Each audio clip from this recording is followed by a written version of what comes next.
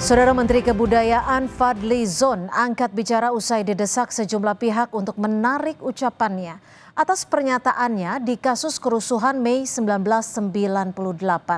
Sebelumnya, politisi Partai Gerindra ini mempertanyakan kebenaran kekerasan seksual massal dalam peristiwa Mei 1998.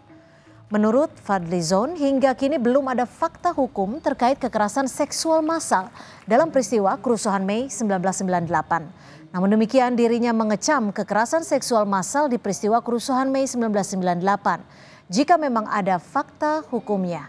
Sebelumnya, aktivis Amnesty International Indonesia Usman Hamid bilang pernyataan Fadly Zon yang menyebut kekerasan seksual peristiwa Mei 98 sebagai rumor hal yang tak pantas. Usman bilang kekerasan seksual massal di kerusuhan Mei 98 sudah diungkap TGPF saat pemerintahan Habibie.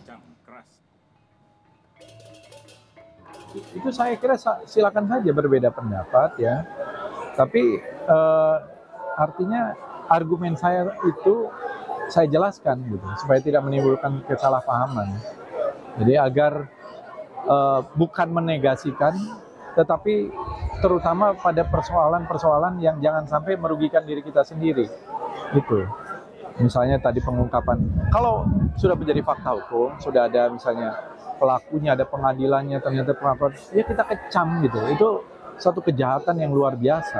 Saya yakin sampai sekarang kekerasan seksual pada perempuan masih terjadi. Dan itu sesuatu yang harus kita kutuk, harus kita kecam gitu. Mengutuk dan mengecam keras berbagai bentuk perundungan dan kekerasan seksual pada perempuan yang terjadi pada masa lalu dan bahkan masih terjadi hingga hari ini. Ia juga menyatakan bahwa kekerasan seksual terhadap perempuan adalah pelanggaran terhadap nilai kemanusiaan yang mendasar. Karena itu pernyataan semacam ini seharusnya mencegah seorang menteri untuk mengatakan peristiwa kerusuhan Mei dan perkosaan massal di dalamnya sebagai rumor. Karena pernyataan itu justru memberi kesan bahwa keyakinan dari Menteri Kebudayaan bersikap paradoks, bersikap mendua. Di satu sisi mengecam tindakan perkosaan massal, tetapi di sisi lain seperti meragukan kebenaran dari peristiwa itu.